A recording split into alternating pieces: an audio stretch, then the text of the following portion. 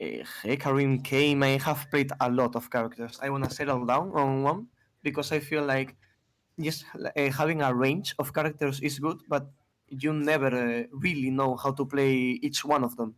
Yeah, If you exactly. only focus on, you need to focus on one to be great at it. Yeah. Yep, that's exactly it. But yeah, I mean, I get that you're kind of going through the. Are you a new player or just like returning or whatever? Yeah, I started playing League a couple of months ago, maybe Oh, five. okay. Yeah, so there's a lot of champions in the game. So that would actually be your first step is to not necessarily stick to the khazix 100 to 0, but you want to find something you enjoy playing. So when we think about how to form a champion pool, how to form a champ pool, the most important thing is going to always be enjoyment. So find something you actually like playing. Nothing else matters, only what you enjoy. And then after that, mastery. And then after that, we can think about meta. But here you can already see that I place meta really low. Because even if you are not playing a meta champion, if you have mastery, uh, then you can always beat the meta champion, right? And if you enjoy playing, then like these two don't matter. So even if you have like 200k on Kha'Zix, but you just don't like playing him anymore, just like skip it. Find something you enjoy. So at the moment, like what I would actually recommend you to do at this point of the journey, just like try to get kind of like play as many champions as possible. Yeah. So actually, you kind of want to find something you actually like playing, and then when you do find the champion you really enjoy, then you start building mastery, right? Mm. So yep, it's completely fine. But for example, if you at the moment if you really like Kha'Zix, no problem with it. But just don't feel too sad about having to switch up your main character or main champion because it doesn't really matter. You get that experience fairly quickly. So one thing I always have to talk about in my sessions is that uh, level one pathing, and even before level one pathing, we want to think about the comp since we don't actually see the comp here. Um, But yeah, so for example, based on your team's comp, what are you thinking about? Okay, um, what are you thinking about right now when you start on red buff? I start on Republic because I like to or gank mid lane or bot lane is the ones I think like can have the most advantage because top lane is like it has no impact on the game. Hmm. Yep. So I see then I finish my camps. I see which one is pushed in. Like for example, if Ari is really pushed in under tower, I can gank there. And if they are both pushed on the enemy towers, I finish my top camps. Yeah. Okay. So that's actually where we find the issue. Okay. So when you start bottom side and you want to gank the bottom side. So for example, in this game, why the bottom lane is such a good gank is because you have Blitzcrank. Obviously, he offers CC, he offers you that hook, makes it really easy for you to pick up low HP target. Another thing is that the Ari as well has charm. So again, like when we think about who we want to gank, first we think about there are basically three things we think about. First, how easy it is for us to catch. So we think about CC. And second, how easy it is for enemy to escape. So if they have like a really slippery champion like Ezreal or Civi or something like that, which can kind of avoid the CC, then that's like a minus thing. But this is a big plus, and this is a minus, right? Does that make sense? Mm, yes. Yeah. So when we look at our teammates now, yeah, we see that okay, Blitzcrank a really good hook. Another reason why people love to gank bot side is, as you said, like it feels like they have more impact because when you have a winning bot lane, it makes it easier for you to get the Drake, and Drake obviously spawns a lot faster than the Herald. So yeah, you have that option. But yeah, so what you said is that you like to take your camps and then you look for okay, can I gank anyone? So the issue comes here. If no one is able to be ganked at the time you finish these three camps, then you have to go to the top side, right? Yes. So if you want to gank bottom side, you want to start on the top side instead because after three camps you have the option to go and gank them. But if there's no gank available, you can still keep clearing, and now you have more time to gank the lane you really want to gank, right? Does that make sense? Yes. Yeah. So how we want to path in jungle, we want to start opposite side of the lane we want to gank. Obviously on mid lane it doesn't matter, but uh, basically always we want to kind of determine which one of these lanes we want to path towards. And usually how that is determined is we think about who's the easiest to gank. And usually it's gonna be the place gank trash, stuff like that, Nautilus. We want to start opposite side of the lane we want to gank. So yeah. Obviously, because of that, you have the option to do 3 camp, but you also have the option to 6 camp and then gank, right? Also, really important thing at this point of the game, when we start on the buff, we always want to look at the map and see, okay, did the enemy leash somewhere? That's something you always want to check out. For example, here looks like, I guess this game it isn't as relevant. Uh, Timo was indeed shrouded there, but I'm not expecting you to realize that. But always at the start of the game, when you're hitting your buff, when you're hitting your first buff, I don't want you to kind of look too much at the buff. I want you to look at the map, right? Look at the map, see who leashes. So at least you know where he started.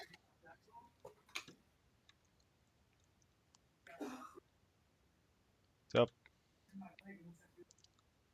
Yep, good. As we are transitioning between camps, perfect time to look at the lines. Awesome, really good stuff. That's something we want to always do. It's a that's a bit fast peak at the bot lane. But again, good principle there. So here one thing, every time, so again, um, every time you kind of switch between the jungle, so this is especially important at the start of the game. So again, like now we are going to the wolves and we are committing to being topside, right? So what we Mm. want to do is before we do that, I want to check the bot lane situation. Is the bot lane gankable? Are they low HP? Stuff like that. For example, here we can see that our team is already low HP, so I'm kind of expecting fighting to be happening there. But the really important thing here is that uh, before you switch sides, before switching sides, check the lane you are leaving or pathing away from. So again, like to get the freebies, an assassin jungler with leap and stuff like that, you really want to only pick up the squishies. I don't really want you to go fighting 100 to 0 people, right? Because you're khazix. What you can do best is you kind of jump in, take the 1 HP target, and then you're gone, right? Yep. So for example, here we can see the issue actually right away. With not checking the lane before leaving. Now they are really low HP. Now they are pushing up. Oh my god! Imagine you were there. You just get 2 kills, right? Really easy kills. Oh yeah, literally 1 HP there. But yeah, so that's kind of a good lesson there. Lesson there. We always want to check the lane before we path away from it. Yep. Okay, stop. Yep, good. We can just go level 4, and now we have level advantage over the Mumu.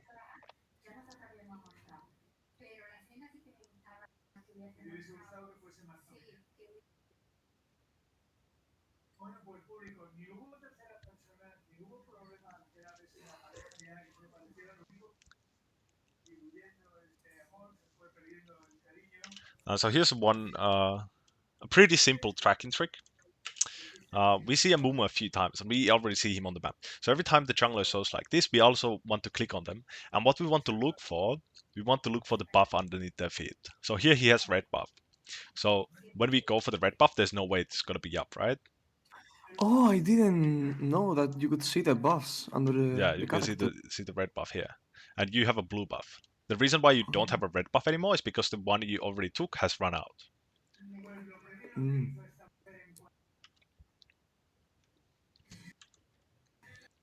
But yep, uh, coming to the conclusion that this camp is up is a logical thing to do, but I'm not expecting you to kind of start practicing that yet. I knew because when he went, he was level 3. If you Yeah, complete all 6 things, he's level 4. yep, So that was free. yep, good. Yep, good time to recall. Nothing really to do here. And now we can start kind of heading towards the bot side here. So one really basic thing again, coming out of base batting. So here we click on the Raptors, and this is something people love to do all the time. Um, Batting to Raptors instead of Crux. So why we want to pat to Crux instead, I'm going to show you. Um,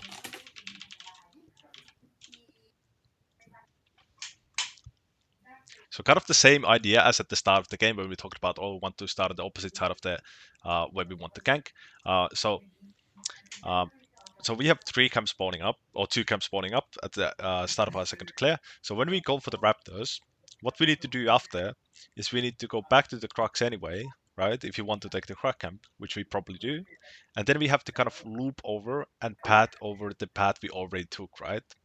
So this is like a small inefficiency in the pathing, but you can see how we kind of go for spaghetti pathing. So what we can do instead is we can just go straight to the Crux, and then we can go to Raptors, and then if there's no gank, again, no gank here, no gank bottom, it's a natural transition to keep going towards the Wolves and the Cromp, right? Mm. So does that make any sense?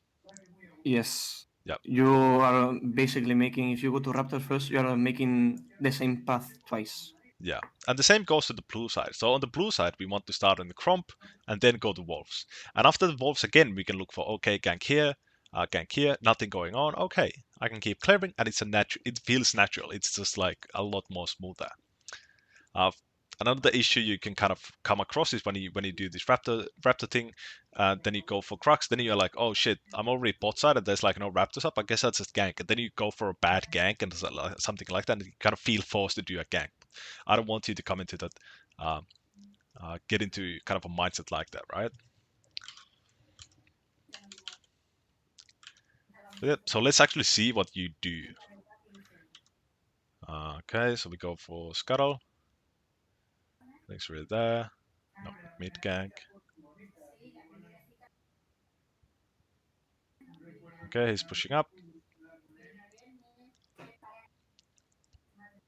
Okay, so this was a good gank up until he started walking away. So actually what I'm going to do now is I'm going to type a few kind of good gank indicators. I think I talked about this a bit on the questions for the man channel.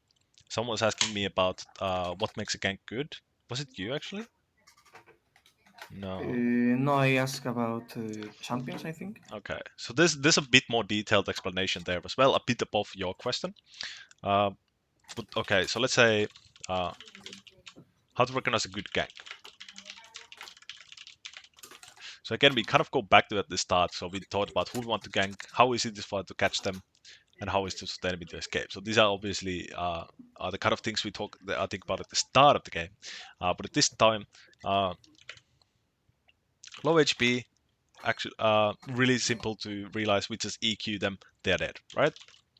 Yes. Overextend. So that means when they are kind of overstepping the line, as we see here. So this guy is aggressively patting his past the minion line. So what this means when he's kind of overextended like this, it takes him a long time to go back to the safety of his turret. So that obviously gives us more time to deal damage. Gives us more time to deal damage. And then another really important one is no flash. So again, when we say no flash, what that means is okay. So we go back to this: who we want to gank, and we go look at the point two. How is it for the enemy to escape?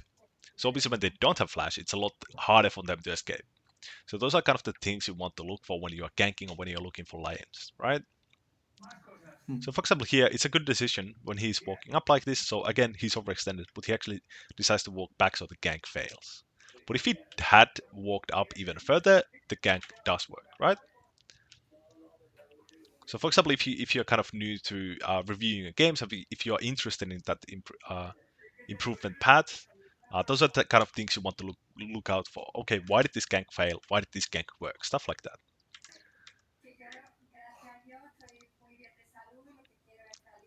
We go back. Awesome. Get flash. Good, and we get a kill. Really good.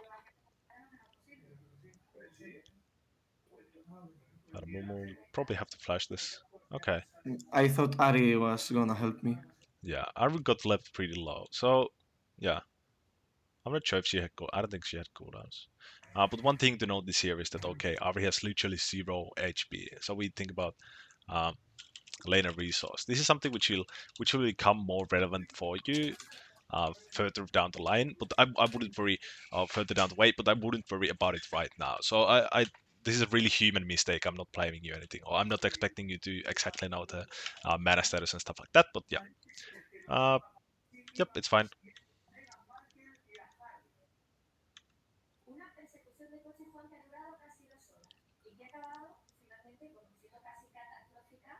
Usually hard fighting.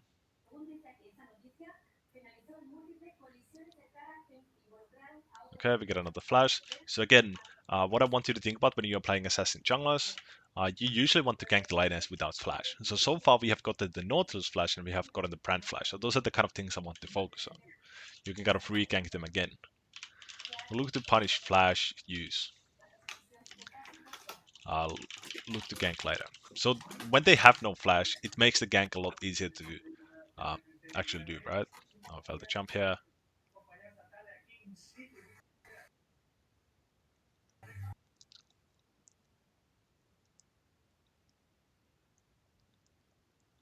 Yellow HP, can we catch him?